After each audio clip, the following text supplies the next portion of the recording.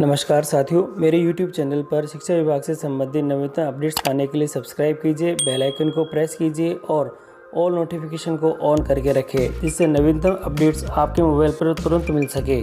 साथियों, शिक्षा विभाग के शिक्षकों और कार्मिकों को विभिन्न कार्यालय और अन्यत्र जो जगह पर लगाया जाता है शिक्षण व्यवस्थार्थ या अन्य कार्य व्यवस्थार्थ, उसके संदर्भ में एक महत्वपूर्ण आदेश यहाँ पे जारी हुआ है। और महत्वपूर्ण है क्योंकि जो कि प्रतिनियुक्ति के संदर्भ में ये रहेगा। और इस आदेश में बताया गया है, शिक्षा विभाग के ये ध्यान में आया है कि विभाग के विभिन्न शिक्षकों कार्मिकों को संभाग स्तर, राज्य स्तर, जिला स्तर व ब्लॉक स्तर पर कतिपय कार्यालय, संभागीय कार्यालय, जिला परिषद, कलेक्ट्रेट, उपखंड कार्यालय, पंचायत समिति, तहसील व अन्य विभागीय कार्यालय इत्यादि में कार्य व्यवस्था लगाया हुआ है। उक्त शिक्षकों और कार्मिकों द्वारा अपनी सेवाएं शिक्षा विभाग की जगह अन्य कार्यालयों में दी जा रही है, जिससे इनका वेतन जबकि इनका वेतन शिक्षा विभाग के स्कूल कार्यालयों से आहरित हो रहा है। ऐसे ये सर्वविदित है कि संपूर्ण विकास के लिए शिक्षा का सबसे महत्वपूर्ण स्थान है। शिक्षा विभाग द्वारा इस दिशा में निरंतर गंभीर प्रयास किए जा रहे हैं, परंतु विभाग के कुछ कार्मिकों के अपने मूल विभाग के स्थान पर अन्य विभागों में कार्य व्यवस्था जो प्रतिनियुक्ति के कारण विद्यालयों में अध्ययन अध्यापन पर विपरीत प्रभाव पड़ रहा है, जिससे कतिपय विद्यालयों में तालाबंदी जैसी स्थिति उत्पन्न हो जाती है। यह नितांत अस्वीकार्य है। इसी क्रम में शिक्षा विभाग के परिपत्र जो कि 4/4/2022 द्वारा शिक्षा विभाग के समस्त कार्मिकों की अन्य विभागों में कार्य व्यवस्था प्रतिनियुक्ति को समाप्त कर दिया गया है।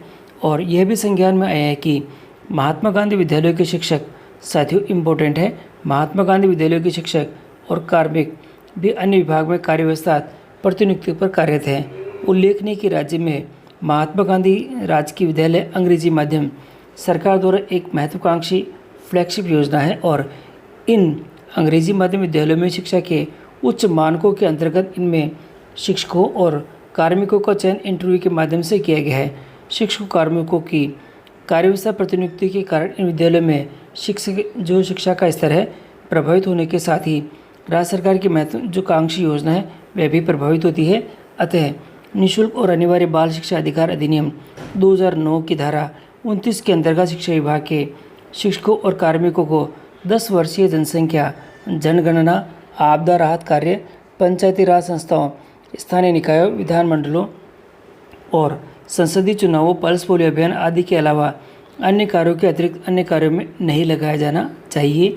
और परंतु उक्त निश्चित समय के अभियान कार्य के समाप्त होने के बाद भी इन शिक्षकों और कार्मिकों द्वारा मूल विभाग शिक्षा विभाग में उपस्थिति नहीं दी जाती है, जो कि नितांत अस्वीकार्य है। और अब दे रखे हैं यहाँ पे महत्वपूर्ण बिंदु। अतः अतिरिक्त मुख्य सचिव महोदय शिक्षा विभाग के परिपत्र जो कि 4/4 के अनुसार पुनः निर्देशित किया जाता है कि विभाग के शिक्षक कार्मिक जो कि अन्य विभाग के कार्यालयों में अभी भी कार्य व्यवस्था प्रतिनियुक्ति बिना राज्य सरकार की सक्षम स्वीकृति के कार्यरत हुए तत्काल बिना कार्यमुक्त हुए अपने मूल पदस्थापन स्थान पर कार्यग्रहण करें। मूल पदस्थापन स्थान पर दिनांक 31/7 यानी 31 जुलाई 2023 तक कार्यग्रहण नहीं करने वाले शिक्षकों कार्मिकों के खिलाफ नियमानुसार अनुशासनात्मक कार्रवाई संबंधित नियंत्रण अधिकारी द्वारा अमल में लाई जाए। और यहाँ दे रखा महात्मा गांधी विद्यालयों से शिक्षक कार्मिकों की अन्य विद्यालय कार्यालय में शिक्षण गैर शैक्षणिक कार्यों हेतु प्रतिनियुक्ति नहीं की जाए। संबंधित नियंत्रण अधिकारी ये सुनिश्चित करेंगे कि उक्त विद्यालय में कार्मिकों को प्रतिनियुक्ति हेतु विद्यालय में से कार्यमुक्त नहीं करेंगे। इस तरह कंप्यूटर अनुदेशक को जो शिक्षा संवर्ग का पद है उन्हें लिपिकीय कार्य, कंप्यूटर ऑपरेटर आदि के कार्यों के लिए कार्य व्यवस्थार्थ यह प्रतिनियुक्ति हेतु कार्यमुक्त नहीं किया जाना है।